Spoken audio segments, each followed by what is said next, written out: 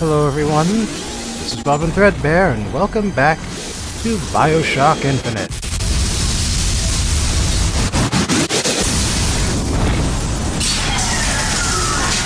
The Whistler! Elizabeth!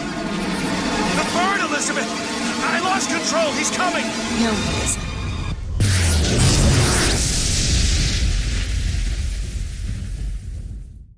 Where is he?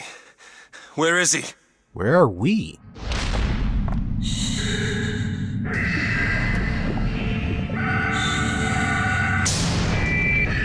It's okay. It's all right. I'm here. Just let go.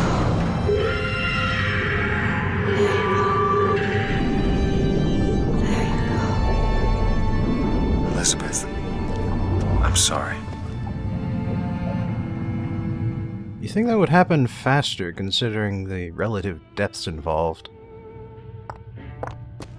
What is this place? Elizabeth? It's a doorway. One of many. This way. What do you mean it's a doorway? Where are you going? Oh, come on. Yes, it's this way. What Comstock said about your finger. Is there an answer here? Do you... Down here.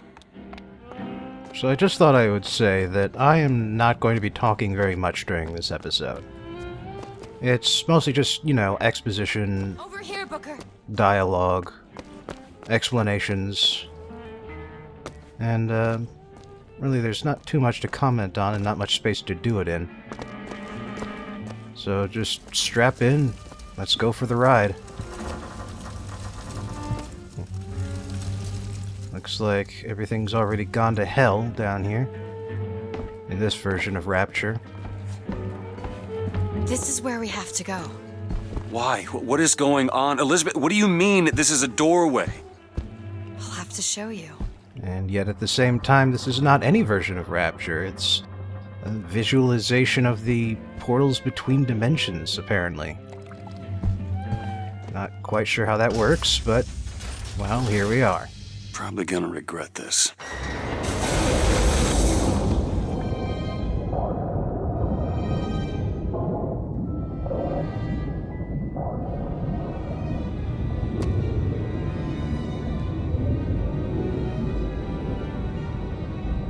City at the bottom of the ocean.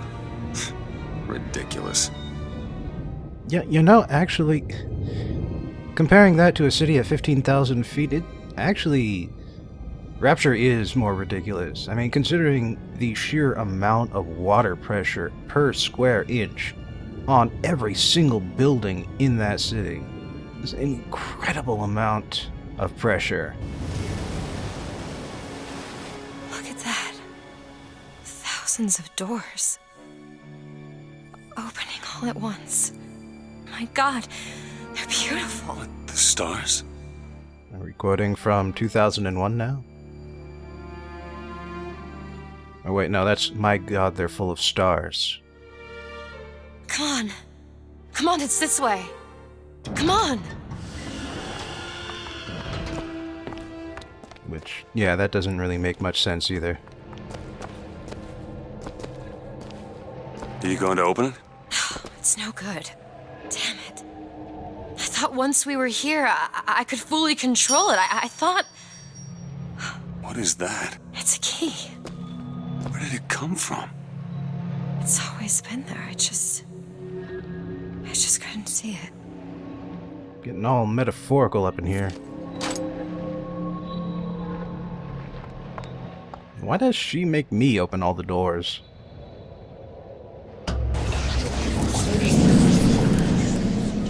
See? Not stars. They're doors. Doors to... To everywhere. All that's left is the choosing. Again, this is sort of a dimension between dimensions that we're in here. And for the record, we can take pretty much any road we want. What are all these lighthouses? Why are we... Who are... There are a million worlds. All different and all similar. Constants and variables. What? There's always a lighthouse. There's always a man. There's always a city. How do you know this? I can see them through the doors. You, me, Columbia, Songbird. But sometimes, something's different, yet the same. Constants and variables. Yes. Well, technically speaking, everything's ultimately a variable when you're talking about infinite universes. It's just that ones that affect you need to have certain constants in them in order to create the people that you are today. But yes, you can choose any path. They all lead to doors. All the doors lead to the same sequence.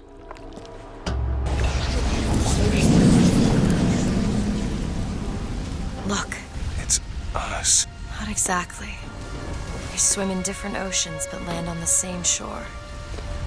It always starts with a lighthouse. I don't understand. We don't need to. It'll happen all the same. Why? Because it does. Because it has. Because it will. There's so many choices. They all lead us to the same place. Where it started. No one tells me where to go. Booker.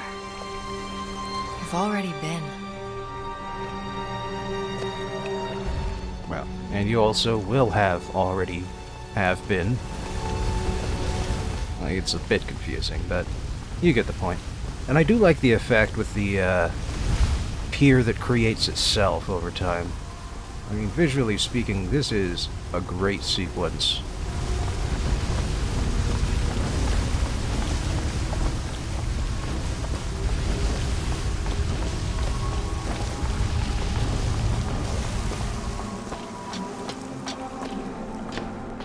And for reference, there are invisible walls on either side of the door. Wait a minute. I know this place. I was here. It's been 20 years ago, right after Wounded Knee. I was looking for... Come on now, time's a-wasted. Why were you here? Are you ready to have your past erased? Are you ready to have your sins cleansed? Are you ready to be born again? Take my hand. No. No, I don't want to. You already did, didn't you? Are you ready to be born again? I am. Do you hate your sins? I do. Do you hate your wickedness? Yes. Do you want to clean the slate, leave behind all you were before, and be born again in the blood of the Yes. Lamb? Jesus, wash this man clean. Father, make him Stop born it. again. Lord, Stop it! what are you doing to it? Get off me! Get off! Son! You didn't go through with it. Think a dunk in the river's gonna change the things I've done? Let's get out of here. Hey, these doors of yours, they're all tears, right? Well, open one up. Open one up to Paris. I want to be shut of all this. Not until we find Comstock. Comstock's dead! No. He was here. This way. You know, I think that's the first time this game ever uses the name Jesus. Like, for as religious as Columbia is, Jesus just isn't a factor in that city. And what of my debts? Bring us the girl, and wipe away the debt. This is the man who hired me to find you. Really? Yes. The girl for the debt. Now, we've been getting hints about this next bit of plot. Sadly, we can't actually interact with the tests there. Wait, no, this is wrong. What is this? There was no baby. I remember. No, there was no baby, and if there was, I sure as hell wouldn't give it over to this guy. Booker, you don't leave this room until you do. Do it. Time is running short. Bring us the girl, and wipe away the debt. Not really much choice involved for a choice that's already happened, is there? Nice clipping job there, by the way. Go ahead. No. You can wait as long as you want. Eventually, you'll give him what he wants. How do you know all this? I can see all the doors, and what's behind all the doors. And behind one of them I see him. Comstock. What choice do I have? The debt's paid. Mr. Comstock washes you of all your sins.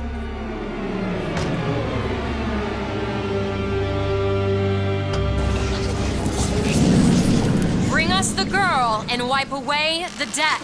There was no baby. The deal was I go to Columbia to get you. Booker, you're bleeding. Oh. I remember. But I remember that. Now we've upset him.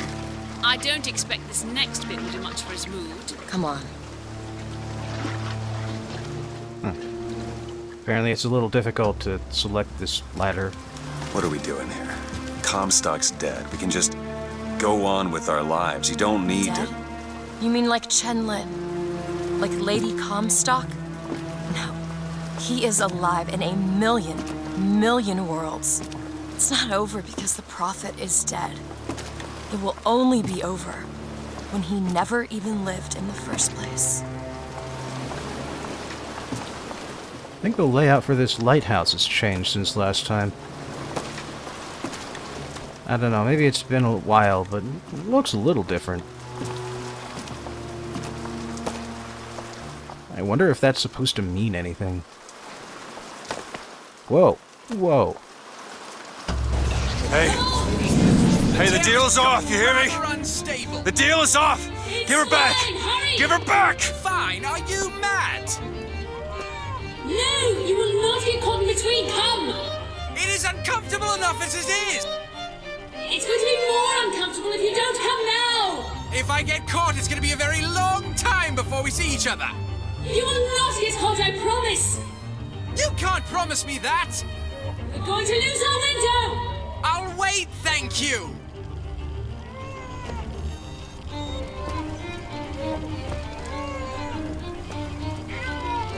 Give her back, you son of a bitch! It's ready! Go! No! No! Shut down the machine! No! Shut it Anna! down! Shut down the Anna! machine! Now do it! Give me back my daughter! No!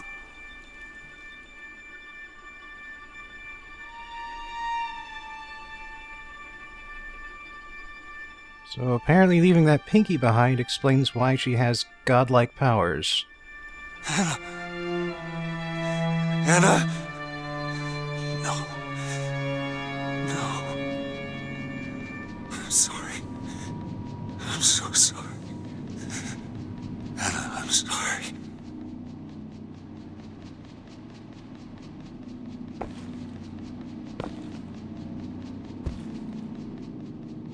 She's gone, Booker. Anna's gone.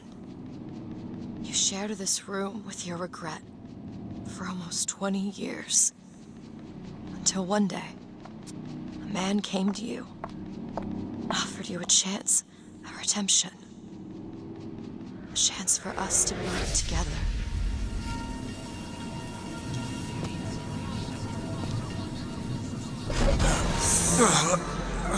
I told you it would work. So we already know it works. The question is, will he? Anna. So sorry, Anna. Do you suppose he branded himself as some sort of penance? I should have. Don't see the point. What's done is done. What's done will be done. I suppose the brand is his hair shirt, as he is ours. Wipe away the debt. Here's the girl. Wipe away the debt. See? Here's the He's girl. starting to put his story together. Wipe away the You're quite fond of this theory of yours. He's manufacturing new memories from his old ones. Well, Wipe away. the brain adapts. I should know. Bring us I've the lived girl. it. Booker, wake up. Booker, wake up. This is where it started. I sold you. I sold you. To your credit, you did try to weasel out of the deal. This is all Comstock's fault. What if I went back? Killed him before he did any of this? Things get set in motion. How would one know how far back to go? That's the only way to do it. Go back to when he was born, and I'll I'll smother this son of a bitch in his crib.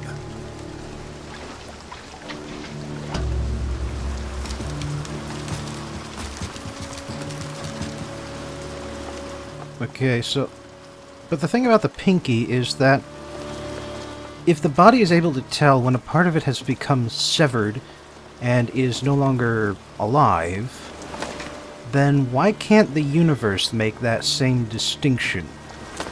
There's no biological connection to yourself and to your pinky once it's been cut off. What other connection could there be? Booker, are you sure this is what you want? I have to. It's the only way to undo what I've done to you.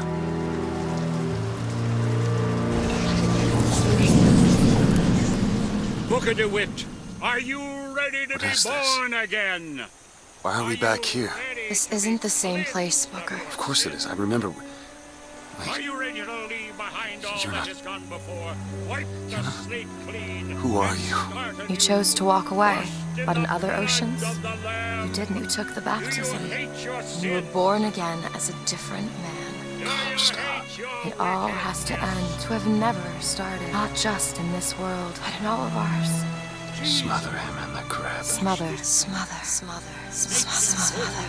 Before the choice is made, before you are And reborn. what name shall you take, my son? He's Zachary Comstock. He's Booker DeWitt. No. I'm both.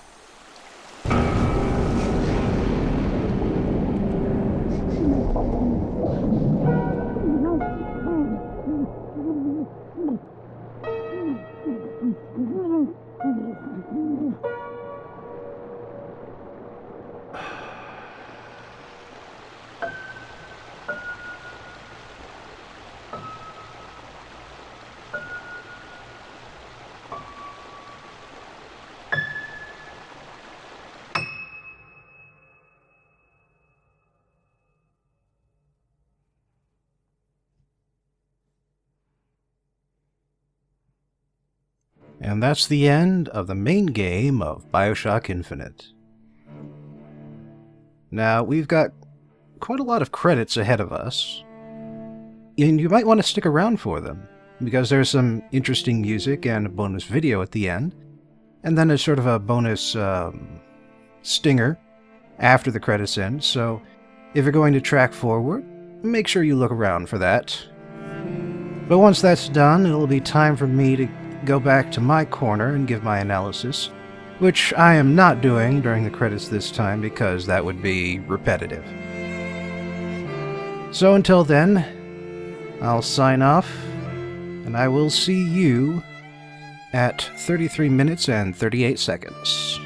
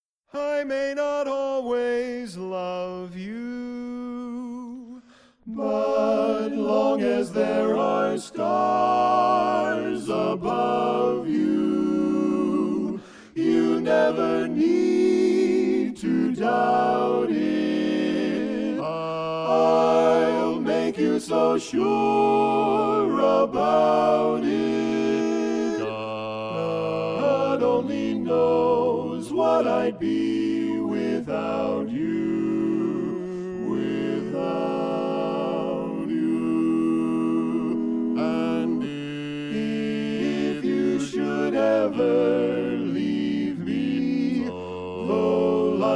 still go on, believe me. The world could show nothing to me. So what good would living do me? God only knows what I'd be without you. Do do do do do do do do do do do do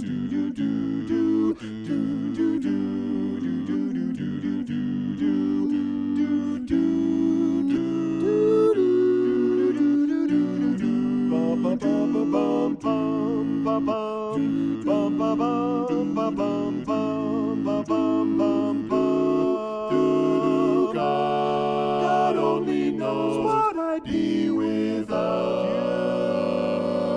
you. Oh, I may not always love you, but long as there are stars above you, you never need to doubt it. I'll make you so sure about it. God only knows what I'd be without you.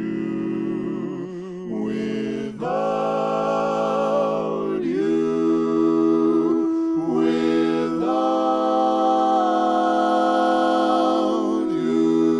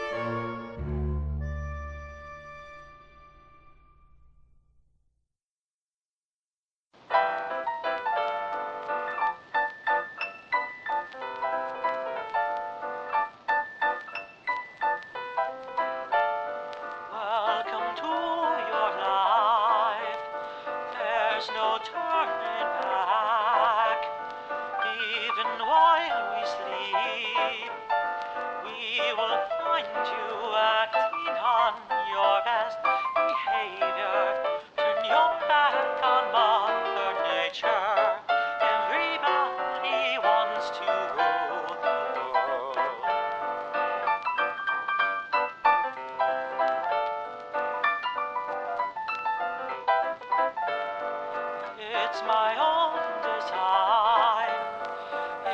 my own remorse. Help me to decide. Help me make the most of freedom and of pleasure. Nothing ever lasts forever. Everybody wants to rule. There's a room where the light won't find you. Holding hands while the walls come tumbling down. They do, I'll be right behind you. So glad we've almost made it. So sad they had to fade it. Everybody wants to rule the world.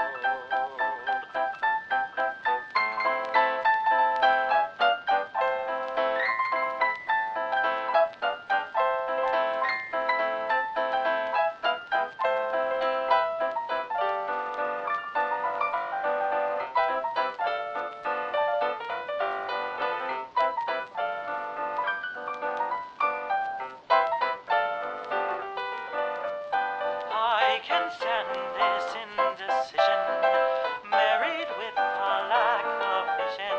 Everybody wants to rule.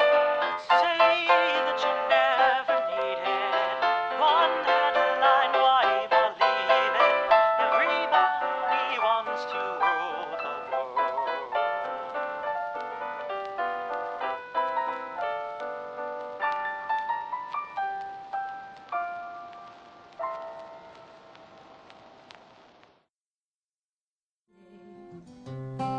This is fine. It's that one line I don't.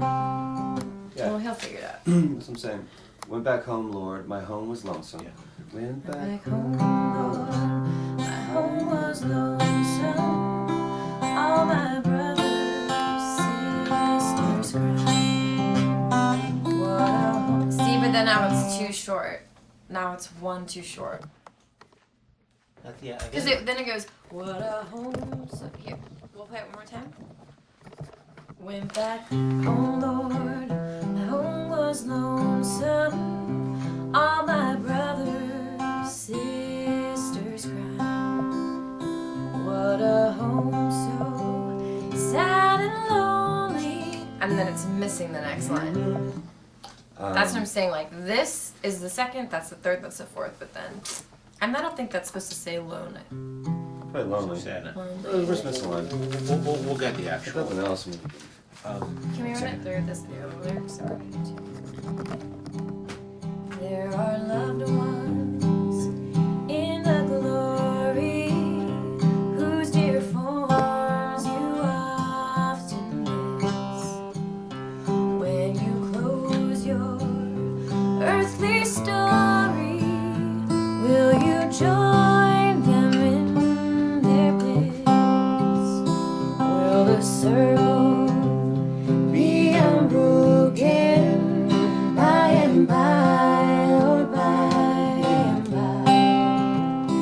There's a better home awaiting in the sky, Lord, in the sky, in the joyous days of childhood.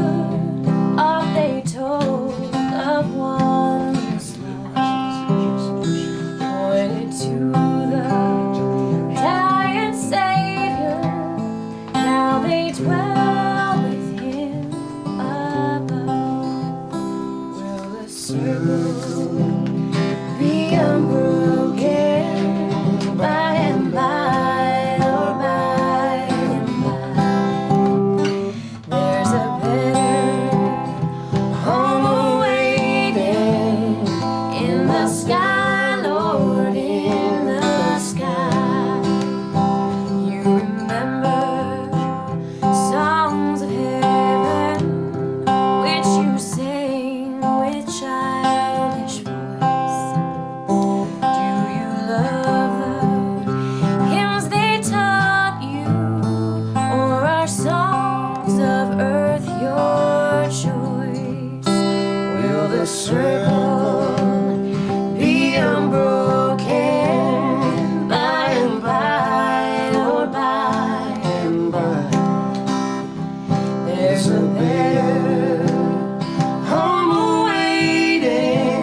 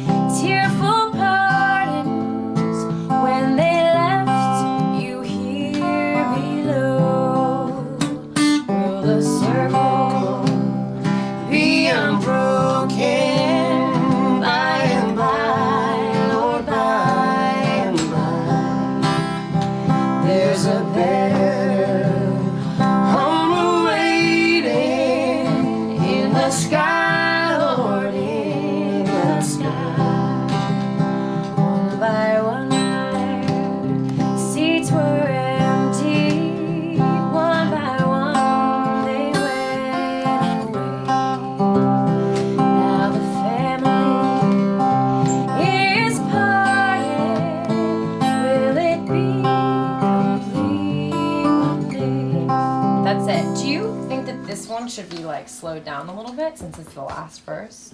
You can do that. Otherwise, there's like, well, otherwise there's just like an abrupt ending, right? All right. Well, what I want to do. You guys are really, really, really good. What I want to do is make it 8 worse. I want to take the tempo down a little bit if we can, and sort of start by finding like Booker. If you could just be sort of like picking away at the beginning first, and then sort of start to play the song, and maybe then you guys kind of find the tempo together a little bit. I want it to feel you guys are so excellent and professional. Yeah, no, it won't be like that. I want to make it sound like it's not like, Sure. Sheryl Crow and Eric Clapton in a session. So he gets Eric Clapton, I get Sheryl Crow. Job, who do you want, Job? Right. Yeah. Joplin. Ex-Tina. Britney Spears and Seal.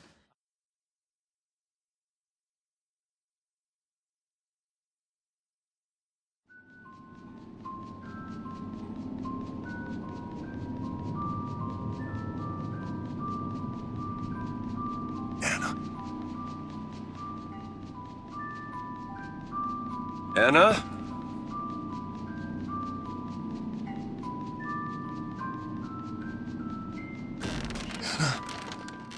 Is that you?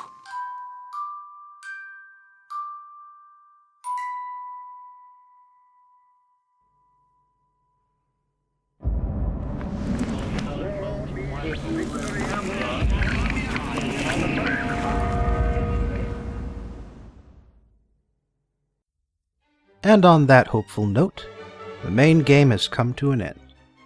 Which means it's time once again to visit Video Game Corner and discuss the second story of BioShock Infinite. But first, to provide a little context, I'd like to discuss the nature of infinity. Worlds without limit. Infinity is not a number. It is sometimes treated like a number in certain mathematical fields, but it is not an actual number. If you divide infinity by 2, you do not get half of infinity. You get an infinity which is equally as infinite as the original infinity. Same goes for if you divide infinity by any other number, no matter how big or small. If you divide infinity by infinity, the result is not 1. It is infinity. Infinity is not a number. What this means for a story set in a multiverse, which is to say one that crosses the boundaries between universes, is that everything that happens is simultaneously infinitely worthwhile and infinitely pointless. If there is any sort of chance that the heroes will fail, then they have failed in an infinite number of universes. If there's any chance that they will succeed, then they have succeeded an infinite number of times. Infinity turns fractions into nonsense. All successes and all failures extend uncountably outwards, no matter how likely they are. And each consequence brings a fractalization that divides the timeline into an ever-expanding sequence of infinities. Even given the hypothesis that there is an overall limit to the number of parallel realities, that number is so high that we simply move from a multiverse of literal infinities to one which is close enough to still justify this exercise. This is what makes Booker's sacrifice both infinitely important and infinitely useless. For however much of an infinity Elizabeth collapsed around that point, there are an infinite number in which she didn't. And in those realities, a version of her goes on to ravage New York. Comstock saw it. It happens. And because there's any chance of it happening, there's an infinite supply of worlds in which it does. But on the other hand, because Elizabeth did this, there's also an infinite number of worlds in which Comstock died before he could cause any trouble. An infinite number of Elizabeths who would grow up to be Annas instead. And there are other worlds too. Worlds in which Booker didn't hide in the bottom of a bottle, and worlds in which Comstock never met anyone named Lutece, and Columbia never happened. Worlds in which Booker's wife didn't even die. And worlds in which a Columbia is a physical impossibility. Infinite hope and infinite despair. But even disregarding the issue of protagonist agency, in a setting where there is an infinite number of protagonists acting both the same and differently, invoking infinity can make it difficult to tell a story. It's similar to invoking time travel or magic, something so free-form that you can do anything with it. They can be wielded as a deus ex machina, a plot device which is not so much a means of resolution as it is a get-out-of-plot resolution free card. And it's been considered a bad move ever since Aristotle first defined it 2,300 years ago. This is why magic and time travel systems need thoroughly established rules, not to give the fans something to debate about among themselves and with the creator, but to give the sense that the story's setting actually exists outside of the author's head and therefore has real consequences for the people who live in it. These rules don't have to make any sense as compared to what we actually understand about physics and biology and all the rest, but they cannot be broken without any sort of explanation. And if they are, then the author has ruined the audience's engagement with the story. We can all imagine fantasies in which actions do not follow one another naturally, but we cannot imagine a reality in which the same is true. We sometimes can't understand why reality works the way it does, but everyone, everywhere, and every when understands the link between cause and effect. But then you get to infinity. Infinity has no limitations, no need to actually abide by cause and effect. But at the same time, what's true for infinity isn't true for each individual reality. Unless the characters fall into a Wonderland-esque realm where actions don't necessarily follow one another, then every difference must have an entire history of differences which led up to it. Because of this, minor changes like the presence or absence of guns in a police lockup are actually harder to pull off than major changes, like a world whose physics don't follow along with ours. BioShock Infinite does touch on this point, but at the same time it doesn't quite carry it home. The Chinese gunsmith is free after the first shift because he's married to the head of security's sister. But what Columbia could support the Order of the Raven, yet not pass a law against miscegenation? And if enemies become paralyzed when two realities collapse and they've died in one, how come Booker never needs a recovery time after the first one? And where do all the spare Elizabeths go when she crosses through realities? The fact that Booker and Comstock can exist simultaneously in one universe, and the Lutesses, and the fact that Comstock's memories never bleed into Booker, suggests that people do not necessarily collapse in on their doppelgangers when universes collapse. Is there a minimum similarity threshold? Why?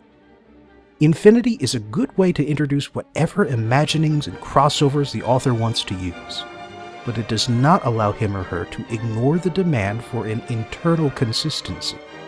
Even Alice in Wonderland follows its own peculiar rules.